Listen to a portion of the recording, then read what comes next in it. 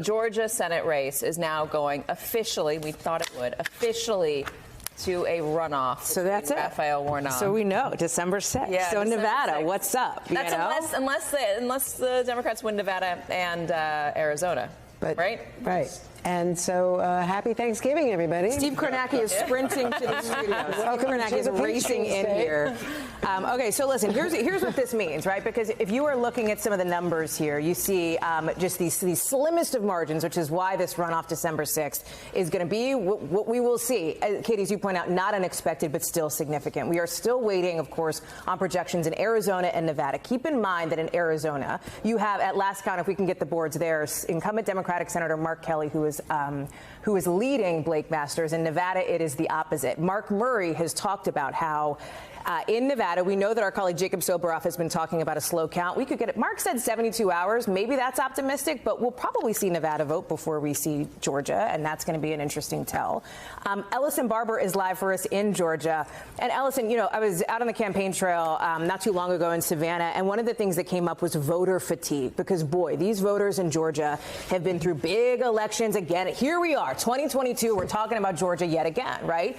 I talked to one voter on Monday, and he said to me, he ended up voting Republican, but he said, I hope there's not a runoff just because I don't want to see any more ads. I'm sick of them on both sides, right? There is the fatigue factor as it relates to a runoff. Talk us through how this goes. I imagine no instant reaction from the campaigns just yet, though I bet that's coming. No, you will probably see me glancing at my phones because I am texting some campaign sources now to try and see and get an initial reaction. Look, you mentioned voter fatigue. Georgia voters are so sick of the ads here. There's also, I think, a little bit of fatigue, or at least there was a hope from both campaigns that they wouldn't have to deal with a runoff again, right? This has happened before in 2020. And even, weeks ago, month and a half, 2 months ago, when we were here talking to campaign sources, regardless of which campaign they were with, they were saying, we really hope this does not go to a runoff. I'm not sure Georgia voters can take it.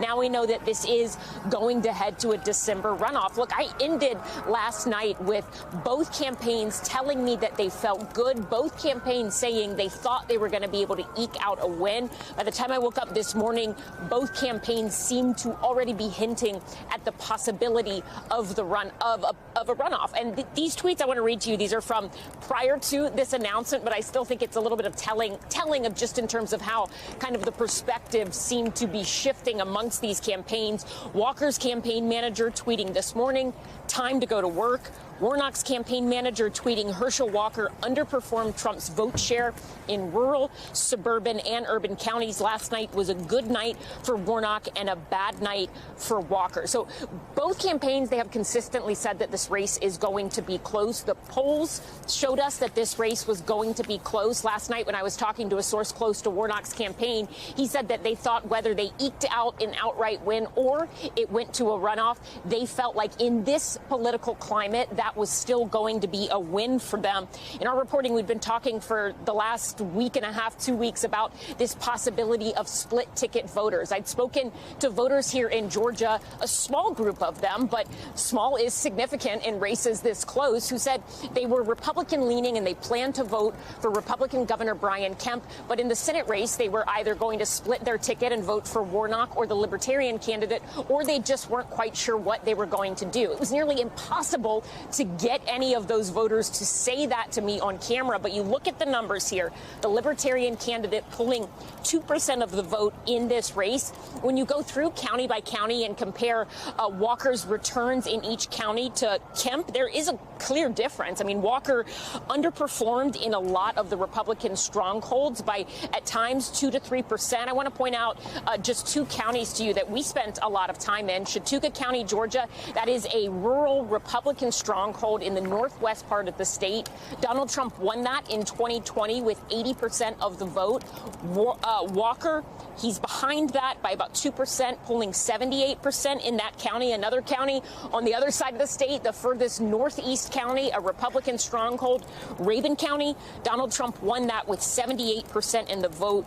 Walker at 75%. So those are small differences. But again, in a race this tight, small is significant. And now it looks like Georgia voters will have to gear up. They will have to gear up for more ads, more weeks of this.